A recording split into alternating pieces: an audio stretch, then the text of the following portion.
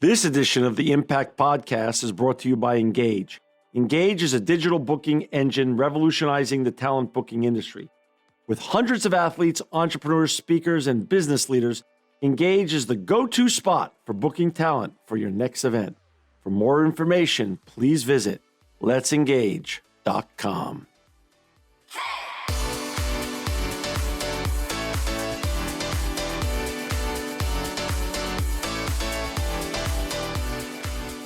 Welcome to another edition of the Impact Podcast. I'm John Shegerian, and I'm so honored to have with us today Dr. Daryl Gioffre. Welcome to the Impact Podcast, Doc. Hey, thank you so much for having me. I appreciate it. And it's great to be here with you and your incredible audience. Hey, listen, Doc, you're from New York City. We're going to be talking about your new book today, Get Off Your Sugar. It's a great book. I've read it, as you can see with my markers, and I loved it. But before we get talking about your book, I really want you to share a little bit about you yourself, for my audience that hasn't met you before and that wants to get to know you. I know you're another native New Yorker. Share a little bit about your background and your journey leading up to becoming a very successful doctor and also best-selling author. Oh, thank you. Well, I can tell you this, John, it always wasn't about health for me, that's for sure. And what I mean by that is I had a massive addiction to sugar ever since I can remember, going back to like age 5.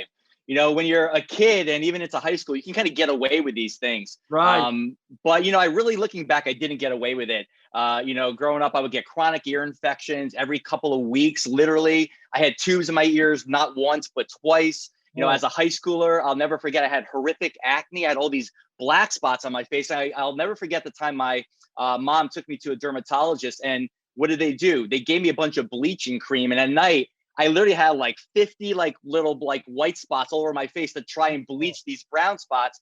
Looking back now, it's like none of these doctors, as well-intentioned as they might have been, they never really went far enough upstream to find out why were these things having. Your skin is the third kidney. It's the largest detox organ of the body. So it doesn't matter if it's acne, melasma, which I had, dermatitis, psoriasis, whatever the word is, it's all coming from inside the body. It starts in the gut, and what starts in the gut starts in the mouth, what you put on the fork. So that's kind of my story. And I played soccer at Boston College. I was on the under 20 national team.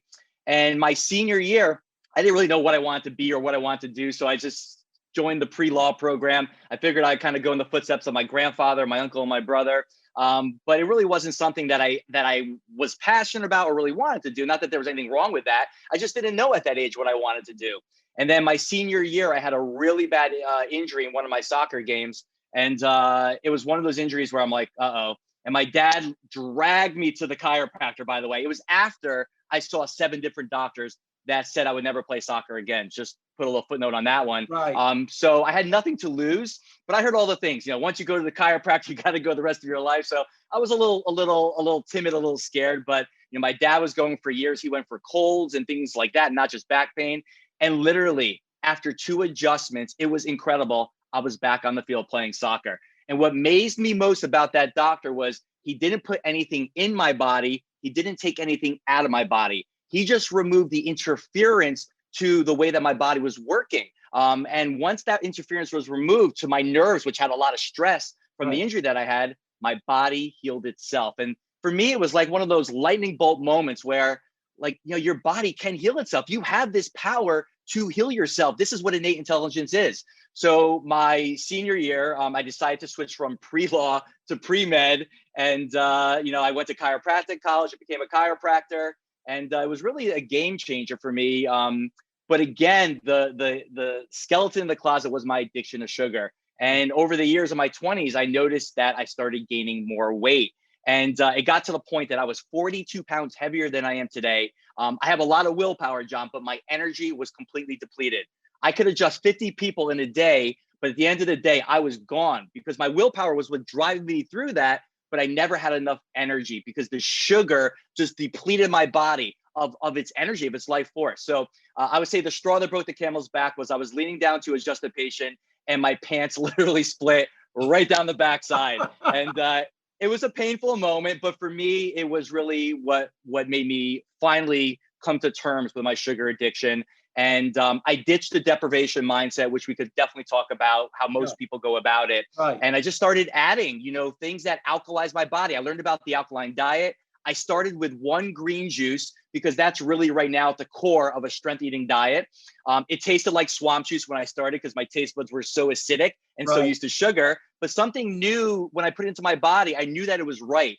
No one ever drinks a green juice and after says, that's not good for me. And literally, I just started stacking, and that's the approach of the new book.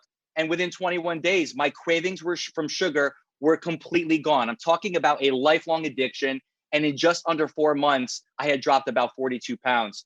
It became my new mission in life. And here we are now, many, many years later, talking about it. And that's the goal. We want to help as many people get through this. That's fascinating. Now, walk me through. Let's go back to school, though. Your classic schooling to become a chiropractor.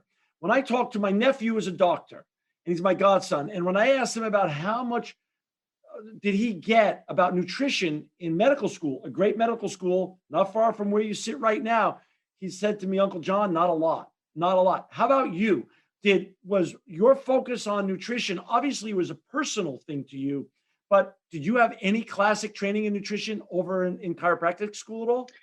Yeah, we did have some classic training, but at the time, John, I didn't know the impact that nutrition was going to have on my body. This was something that evolved as I was in as I was a chiropractor. But you're right. I mean, the average medical school, it's 14 to 18 hours. They don't get any of it really. And chiropractic, we definitely dove more into it, but it was more textbook nutrition. You definitely got the good foundation, but not what we really need now to really address what the true issues that people are having. Inflammation's never been higher. We've never been more toxic as a human species, especially here in the United States in human history. The toxic levels is what's really driving us to be sicker and more overweight as a nation. And those are the two things. We're deficient and we're toxic. And that's what we have to really address. And until we start to really go underneath the surface and address the real reasons why we're gaining weight, why we have no energy, why we're addicted to sugar, why our hormones are out of balance, and why chronic degenerative inflammatory diseases are skyrocketing in epidemic proportion. I mean, we're never going to change this. So for our listeners out there who just joined us, we've got Dr. Daryl Gioffre with us today. You can find the doc at www.getoffyouracid.com. That's his first New York Times bestseller. Now his new book is on its way to becoming another bestseller. Get Off Your Sugar. I've read the book. It's amazing. And you can find it on his website. You can also find it at Amazon.com, Barnes & Noble, and other great bookstores. Doc, first of all, what was really shocking to me when I first started reading the book is that Kelly Ripa, who is an icon here in America, probably around the world, who looks from the outside like a healthy, beautiful, thin woman, she wrote the foreword because she had the sugar addiction. So can you go on about how looks can be deceiving and how all of us in one way, shape, or another could be a sugar addict and not even know it? Yeah, and Kelly Ripa is one of my most favorite people in the world. She walks the walk better than anybody that I know. She looks it, like you just said. She feels it. To keep up with the busy demands of her lifestyle, you got to be healthy. You got to really take this thing serious, and that's what she does. And just like you can see it with her on the outside, that's how it is on the inside for her as well. We've done her live blood testing in my office. We did what's called an epigenetic test last year, and she actually wrote about this in the foreword of the book. It was really cool how she turned 50 this year. How incredible does she look? But her biological age was 35. So her chronological age, that's our number, right? But the biological age, which is basically your age based on how you eat, how you think, how you move, how you manage stress. And that's a key thing right now. I think we have never been more stressed out ever. Last year, right? Last year was the year that we stress ate the most. So my question to everybody is, are you managing stress or are you letting your stress manage you? So she's able to keep up with those demands and manage the stress so it doesn't take her out. She exercises every day. Every time she puts foods into her mouth, it's strength foods. And then she backs all that up with a really solid purpose. When she does something, she does it. She does it to the nth degree, right? And that's what I appreciate about her so much. I call her my energy-filled, acid-kicking machine. But to your point, it always wasn't that way. And she talked about this in the foreword of my first book, Get Off Your Acid. She came into my office because of her daughter. And I could talk about this because she wrote about it. Her daughter had come back from summer camp And you know what they feed kids at summer camp. It's Junk. not health food, Junk. right? It's stress foods. And she just wasn't feeling great. But as I'm talking to, to Kelly and her daughter about what's going on, I noticed that Kelly was kind of moving around the chair a little bit. And we just started having an open conversation about it. And she started to tell me that she's been having all these unusual aches and pains. And, Kelly's the Energizer bunny, the alkaline Energizer bunny, but her energy wasn't really up to the standards that she typically keeps it at.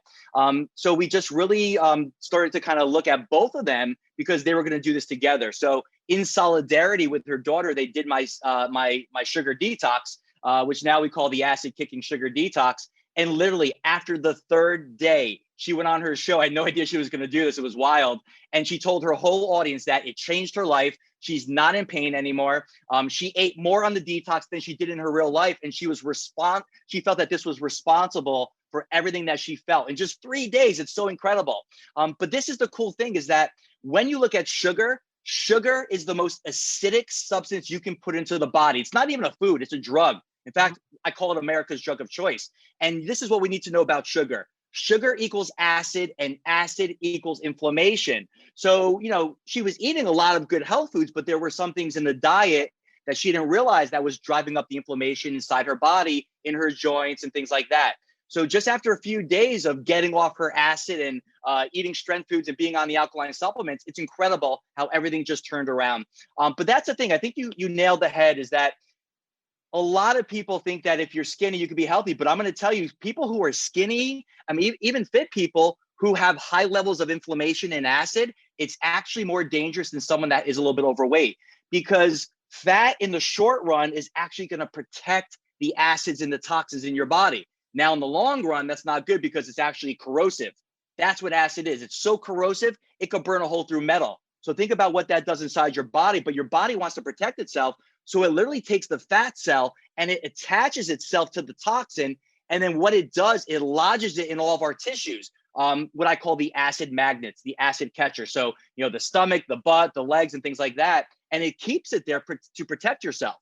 So the problem, though, is as those acids accumulate, you're going to gain more weight, but those acids are going to rust and rot you from the inside out. But someone that's skinnier, it's going to have more effect on them because they don't have that fat as a buffer. So what the body starts to use is the minerals, and the body will literally pull out the minerals from your bones, from your muscles. Number one cause of osteoporosis, not a calcium deficiency. It's an acid problem. The body robs Peter to pay Paul, and it does that to protect itself because it doesn't want us to die. So it doesn't matter where we're at. Everybody's exposed to acid from the environment, from diet, from water. And we got to just really start to be more proactive and start to add things into our diet to deal with the acidic effects that we know we're going to encounter. Doc, I love it. Talk a little bit about ulcers and cancer. I have friends that look from the outside like movie stars, but were huge sugar addicts, and they develop lymphoma, other types of cancer. I have other friends that look like movie stars, and they come to me and say, John, do you know a doctor to help me? I just diagnosed with an ulcer. And to talk about the relation to ulcer and other inflammation diseases such as cancer or autoimmune diseases that relate back to sugar. Yeah, this is something that really hits home for me because I lost my father to cancer just a few years ago. In fact, my first book, Get Off Your Acid, was dedicated to him and all the people out there who are suffering with this horrific disease. But the first thing we have to understand about cancer is that 95% of all cancers are not genetic. It's epigenetic. It comes from toxicity. And again, what's one of the top toxins on the list? It's sugar. Sugar literally feeds cancer. Cancer loves sugar because it requires sugar for it to be alive. I'll never forget, this is the opening story of Get Off Your Acid. I'm not going to get into the story now, but right. It will blow your mind away how you learn how my dad was diagnosed with cancer. It stems around a car accident that he was driving with my mom, and he basically, my mom sees the car veering over 70 miles per hour right on one of the heaviest highways in Hartford, Connecticut. She looks over at my father, and he's passed out against the window like that. So and what happened was the car went up the divider. She pulls his legs off the accelerator. The car comes back down. John, it's a miracle that they didn't die from a car accident in that moment. The car goes back up. She pulls the keys out of the accelerator. Car comes back down, comes to a grinding halt. She thought that he was dead of a heart attack or a stroke. She calls 911. And 18 minutes later, by the way, a few minutes after, he comes to, starts sweating profusely and regains his consciousness. But the ambulance comes 18 minutes later. They take him to the hospital in Hartford. I had gone up later that day because I was in New York City. I was actually training for the marathon, New York Marathon, a week later. They were driving down to actually watch the marathon. So it's kind of the whole thing, how it happened was crazy. Right. But I'll never forget when they ruled out stroke, they ruled out aneurysm, they ruled out heart attack. They found out that he was having some blood in his stool from what they told him. And of course, my dad, being the stubborn old Italian father, never told us anything about what was going on with him. Right. But he had ulcers in his esophagus because he had this silent reflux for years, which he never told anybody about, and therefore never took care of it, never treated it. And if you look at in the first book, I talk about the 5 stages of acidosis. The first stage, you get food sensitivities, food reactions, inflammatory reactions to the food that you're eating. The second stage is inflammation. The fourth stage is ulceration and sclerosis. And the fifth stage is chronic degenerative disease, like heart disease, the #1 killer. Number 2, cancer, which, by the way, has now overtaken heart disease as the #1 killer in 21 states, including California, where we both are right now. So it's a progressive thing. And what happened was, from all that acid that he had in his body, from just the lifestyle, the sugar addiction he had, which is another reason why I'm so passionate about this. Think about, again, what I just said. Acid is corrosive. So it literally eats you alive. And that's what it was doing to his stomach and his esophagus, so much so that he was bleeding from the inside out. That caused the dark stools, and that's what made him pass out. And then they gave him the PET scan, which is radioactive sugar. And I'll never forget this image of this big pink glowing ball there. Because why? The sugar feeds the cancer, and that's why we saw that picture right there. So it was a crazy moment, but that's what we have to focus on right now, which is all these things build up and they stack and they stack and they stack. And the end point is one of those roads. It could be heart disease, it could be cancer, it could be Alzheimer's, which they're now calling type 3 diabetes of the brain, which is insulin resistance of the brain, which happens from inflammation of the brain. Well, what causes inflammation of the brain? Sugar, glycation, and also these inflammatory omega-6 fatty acids, which are the bad fats that we're consuming in just the highest proportions.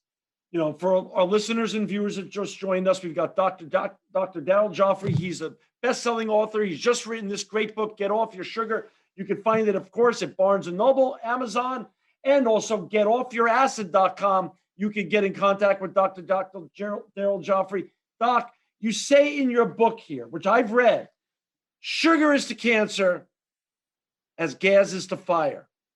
Besides cancer, autoimmune diseases, as you say, we have environmental burdens at an all-time high.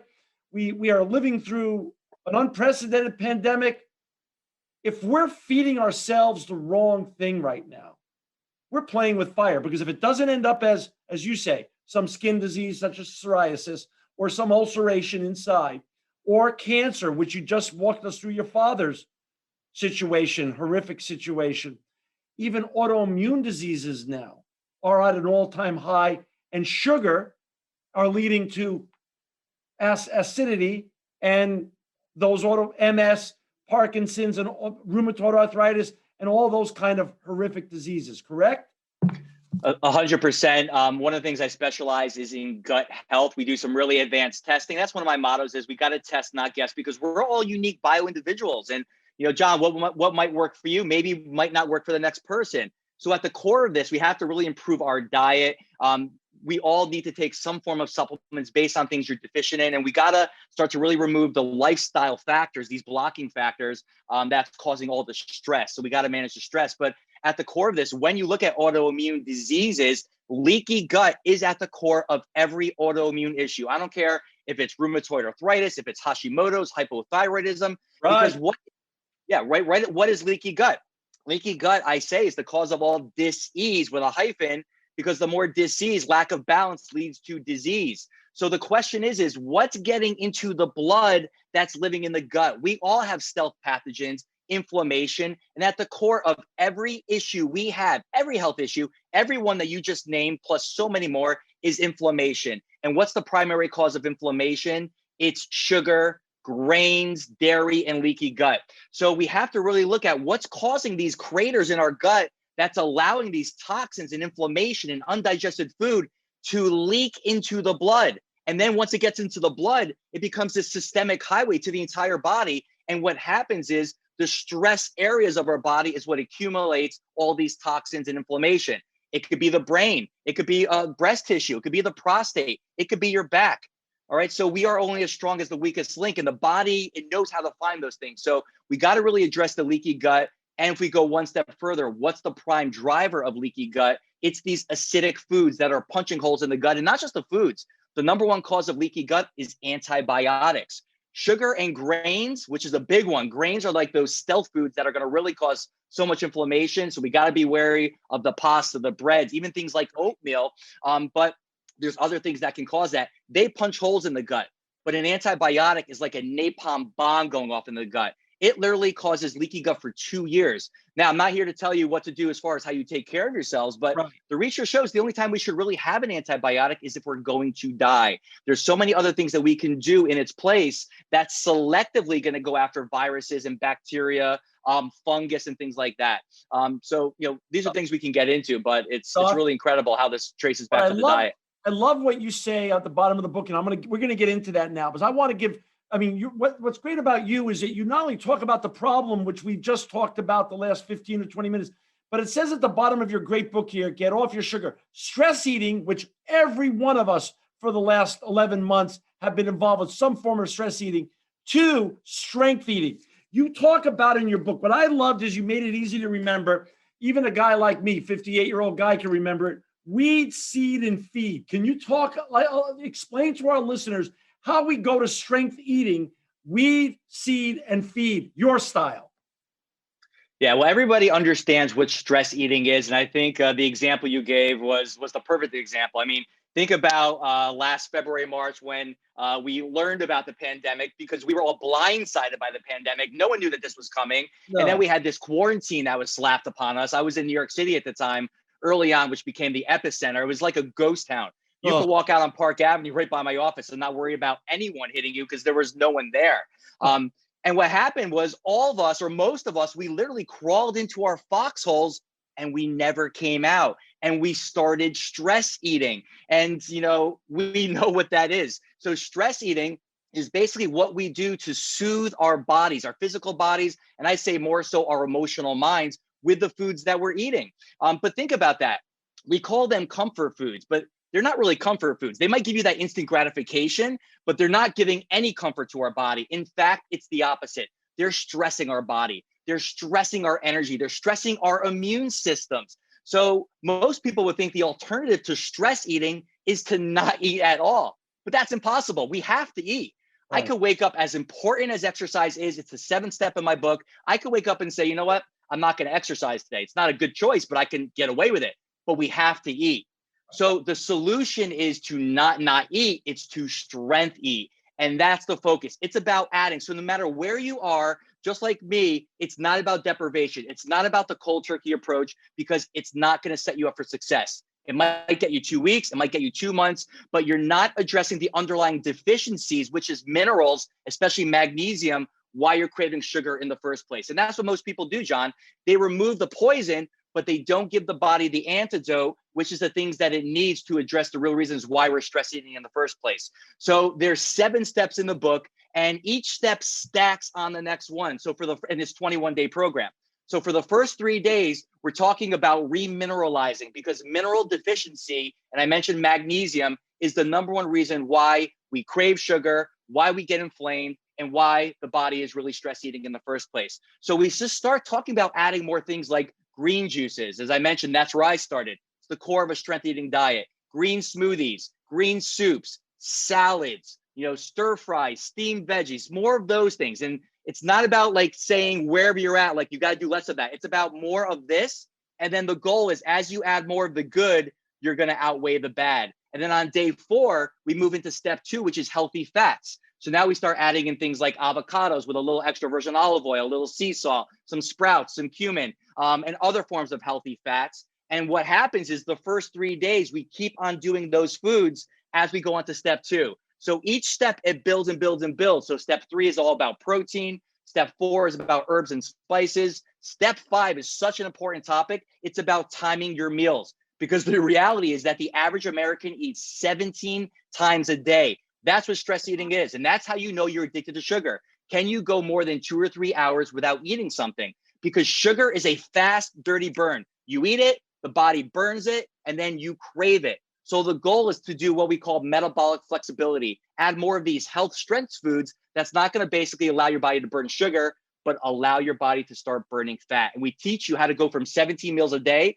or no matter where you're at, to intermittent fasting, which I believe is one of the most powerful biohacks you can do for your health and your longevity. And then we talk about the rice supplements you need to take in section 6. And then section 7 is all about exercise. Motion is emotion, moving your body. We even have an 8-minute acid kicking workout by my very good close friend, Anna Kaiser. She is Kelly Ripa's trainer and also Shakira's trainer. She's just a total acid kicker. And we created this amazing 8-minute workout, HIIT. That's what it's about, guys. It's about stacking. And as you stack, you're going to feel so good as you go through this, you're not going to want to go back. That's just awesome. You know, Doc, you talk about swapping foods and also no deprivation. You know, that's important. When you say intermittent fasting, we've heard other people talk about intermittent fasting. Ferriss is a big fan of it. I think Rogan is a big fan of it. How many hours a day do you fast, and how many hours a day do you eat? What's ideal, and what do you like getting your clients to? It's a great question, because intermittent fasting, to your point, has become very in vogue. You know, it's one of the top search words, that along with the ketogenic diet that you find on Google. But it doesn't mean that everybody's doing it the right way. And what happens is people start doing it because they don't really understand how to take their body from where they're at to intermittent fasting. And I'll tell you what I think the ideal hours are. And then what happens is after a couple of weeks, they just give up on it. And what do? They blame intermittent fasting for not working. Right. It always works, but if you do it the right way. So we teach you the right way to get there in a way that's not going to be hard on the body, and that's not going to be too of an extreme switch over. I would say the most common intermittent fasting form is what we call 16-8. And what that means is that you're going to be doing the fasting zone for 16 hours, and then you go into the feast zone where you're eating for 8 hours. And when I say the fasting zone, you can still obviously drink water, lemon water. We'll throw scoops of our green powders into the water, which won't break your fast. You can have black coffee. We have acid kicking coffee, which basically neutralizes the acid in the coffee. You can do herbal teas. I give you creative ways or biohacks to cheat your fast so that you're not hungry in the morning, because you don't want to struggle through this. That's the problem, is that I want you to enjoy this. This is about your life. This is not about like having a miserable time doing it. So if you're waking up in the morning and you're hungry, we give you some great biohacks. For example, you can do 2 tablespoons of chia seeds in a glass of water. You can just mix that up and drink that. Now, that might not be as exciting as a smoothie, but what that chia seeds are going to give you is omega-3 fatty acids. Those fats are going to hold you over. They're going to suppress your hunger. They're going to satiate you. There's protein, there's minerals, which is going to cut down the cravings for the sugar. So what you'll find is that when you drink that in the morning, that's going to get you through until you break the fast, which is for most people around 12 o'clock, 1 o'clock. And there's different ways to go about it. You don't have to do it every single day. You know, for me, I intermittent fast on Sunday, Monday, and Tuesday. Wednesday, I do a warrior fast where I actually extend my fasting time by a few more hours, whether that's 18 hours or 20 hours. And then I go back into the 16-8 schedule on Thursday and Friday. And then on Saturday, I'm with my family. I'll do what's called the feast day. I'll do 3 meals a day. I'll increase some of my healthy carbs like wild rice and quinoa and sweet potatoes. So it's really just about diet variation, which I think, and this is what the research shows, is actually more important than the diet itself. But this is about fitting this into your lifestyle. It doesn't matter if you're paleo, keto, vegan, vegetarian, everybody can do this. Everybody can get off their sugar. And it's about making this on your time schedule so that it's doable. It's not really so hard on your psychology, and you'll want to stick with it. Doc, I've been a vegetarian almost about 40 years now, vegan about 12 years, and it's not for political or ideological reasons. I just do it because I feel much better, drink about 50 ounces of green juice a day, all that stuff. But I have a lot of friends that are getting on the vegan train or the vegetarian train now with great brands like Beyond Meat and Gardein and everything else that's going on out there, Impossible Burgers. But I still, they tell me, oh, John, I'm a vegan, but I'm eating Oreo cookies. Oh, John, I'm a vegan and I'm eating this vegan ice cream. And I look at the vegan ice cream, which is delicious, of course, but it has a lot of sugar. Talk a little bit about being a vegan or a vegetarian or doing even keto, but, you know, still busting the sugar limits that you are recommending to help keep us in better balance. Yeah, I have so much respect for vegans and vegetarians. In fact, I married one. My wife is a vegan with a little asterisk. She does use fish oil. I'm going to talk about why this is so important in a I second, use because it I as think well. that, I use it as yeah, well. I don't think about it. I don't even, like I said, it's not about being perfect. It's just feeling better. exactly. I don't believe that we should classify. It's okay to do this, but I don't classify myself into any specific category. Right. I'm 99% plant-based, and I choose to have some wild caught fish a Right. few times a month. So Right. I guess that would be called, I'd be called a pescatarian, but I'm healthy. I listen to my body, and I give my body based on the things I feel, based on my energy, and based on all the things I've learned about my body through all my own ups and downs and my own struggle with sugar addiction. I Right. know what works for my body, but what works for me is not what works for my wife, and we have to understand is that what makes us vegan or vegetarian, the philosophy is that we don't eat animal protein. Again, I have such respect for that, and we should probably talk about that as well. But when we remove the protein, what do most vegans that I coach and most vegetarians do? They start eating sugar and carbs, to your point.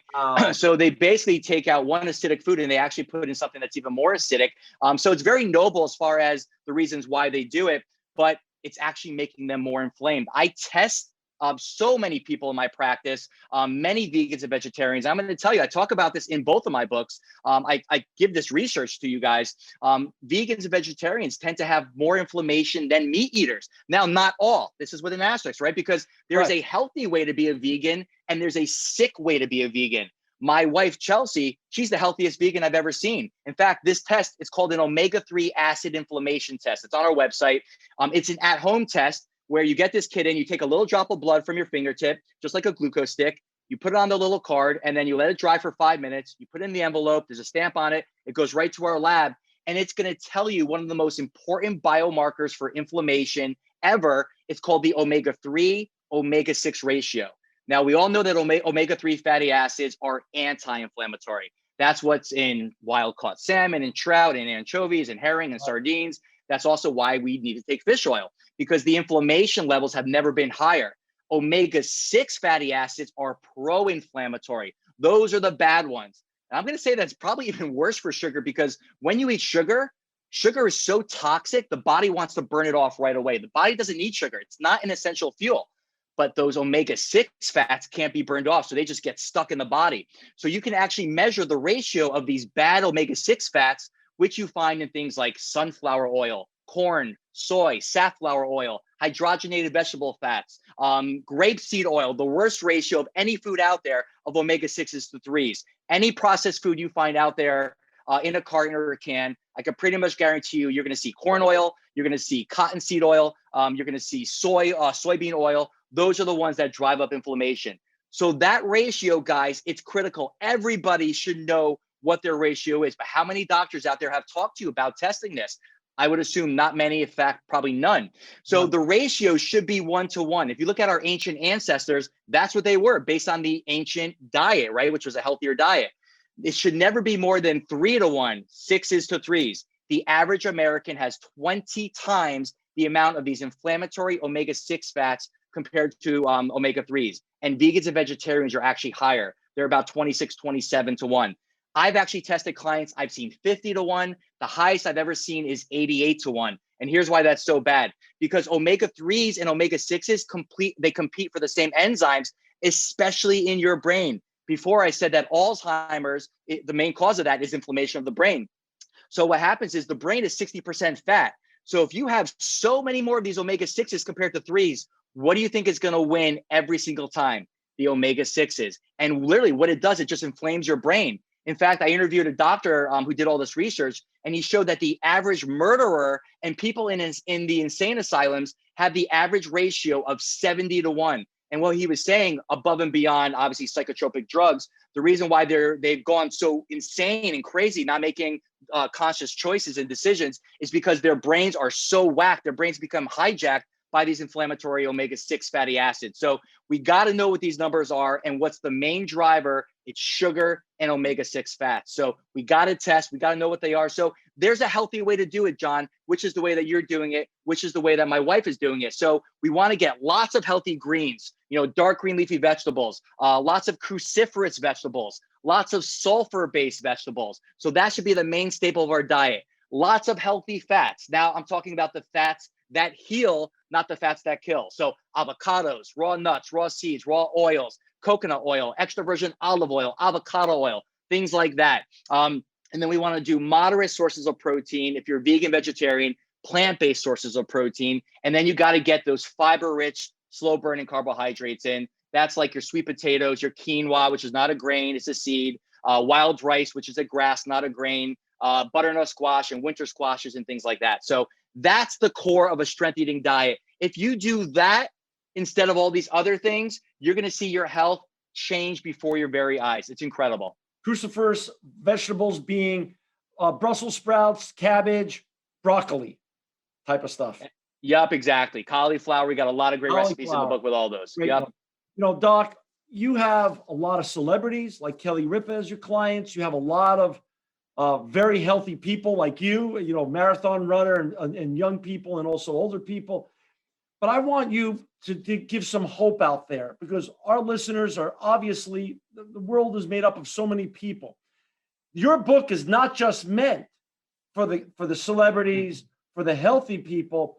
This is a book of hope. So no matter where anybody is in their journey, whatever they're suffering from, if they follow your methodology here and get off your sugar, go from stress eating to strength eating, there's a lot of hope for them no matter what. If they have cancer or some sort of other type of disease or an ulcer, there's hope by reading your book. Explain why. I just got the chills when you said that, John. When I wrote my first book, I dedicated it to my father, as I mentioned before, but it was right when my daughter was born. And thankfully, my father, was kept alive long enough to meet my daughter. But we actually named, my daughter's name is Aaliyah. Her middle name is Hope. And we named her that for the very reasons you're talking about. I got chills again. It's never too late. This book was about me and my story. It became bigger when I lost my father to cancer. It became bigger from the two kids that I have. And this is about all of you. This is about your life. This is about your family. This is about what you want to do with your life. And I think the biggest message is it's never too late to change. It doesn't matter how old you are. You could be 70, you could be a centenarian. It's never too late to change your life, but you got to start now. We got to stop procrastinating. Procrastination is the killer of dreams. There's a saying, if you want to take the island, you got to burn the boats. But when you're going to burn the boats, you got to start right now. Make the commitment right now. Draw that line in the sand. Raise your standards. And when you raise your standards and you create a powerful purpose and why, something that's compelling. Because here's the reality. The book, I give you the strategy. I even give you some ways to help you develop your why. But strategy, it's the map, the massive action plan. It's 20% of your success. 80% of your success is your why. There's a saying, if the why is big enough, you're going to find the way. The how will find the way. So what I recommend everybody does right now, after they hear this, is stop for 5 minutes, go to a room where you're by yourself, take out a journal, a notebook, whatever, and for 5 minutes, just start to brainstorm. What is your purpose? Now, losing weight can be a why, but that's a superficial why. Why do you want to lose weight? It needs to be something like when you said that word, Hope, John, I got chills. It needs to be something that gives you chills, something that moves you down to your very soul. And I promise you, it doesn't matter if we're hit with a pandemic or whatever's coming, because the reality is we don't know what's ahead, but we got to be ready for it. Anticipation is the key to health. And I can tell you this, my clients who are kicking acid, who are strength eating, exercising, managing stress, when this pandemic happened, they were the ones that tended to fare better. If you have a hurricane, you go to the beach the next day, the houses that weren't well maintained, that were just basically just sitting there, they're the ones in rubble. But the ones that were reinforced with steel, that were kept up and maintained, those are the ones that are still there. We're no different. We got to think of ourselves just like that and start now. Just start with one thing.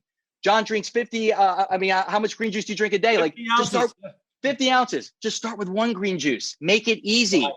And then commit that you're going to do that for 7 days, and then go to another thing and then another. So master one thing and then move on. And before you know it, you're going to start to stack these things into your body. You're going to feel better. Your energy is going to get better, but you just got to keep going, and you got to start now. Hey, Doc, you're the best. I can't wait to have you back on to continue your story, continue your journey, and share more great tips. For our listeners and viewers out there, listen, this pandemic is not over yet. Science is winning, but we have still 6 to 8 months to go before we get back to what people are saying is a new normal. Don't go to a new normal. I think that's a defeatist way to go here. Go to a new better. Buy the doc's book. This book will change your life. I learned so much from it, and I thought I knew a lot about nutrition, being a vegetarian and vegan. This book is going to change your life. So you go become a new better when we get through this pandemic, which has been a massive tragedy for everybody in one way, shape, or another. Doc, you're really the best. You're making great impacts. For our listeners out there to find this book, go to Amazon.com, Barnes & Noble, other great bookstores, or getoffyouracid.com. Dr. Daryl Gioffre, you're making great impacts. You're making us better in our health, nutrition, and therefore making the world a better place. Thank you for joining us today on the Impact Podcast. Oh, John, thank you so much. And I just want to thank you. I appreciate you for first and foremost having me on, but more so for who you are, what you do. You live this, you walk it, but you're helping so many other people out there get this information. So I want to thank you for everything that you do. You're changing so many lives, and I just appreciate you for that. So it's an honor and a privilege. I can't wait to get you down here, and we're going to test your biological age. There's no doubt you're going to be way younger than that number that you said. We're going to talk about my test results when I started with you and as I start working with you on the next show and next time you're back on the Impact. How's that? Beautiful. All right. I can't wait for it. Thank you so much again. Continued health and success. You too. This edition of the Impact Podcast is brought to you by Trajectory Energy Partners. Trajectory Energy Partners brings together landowners, electricity users, and communities to develop solar energy projects with strong local support. For more information on how Trajectory is leading the solar revolution, please visit trajectoryenergy.com.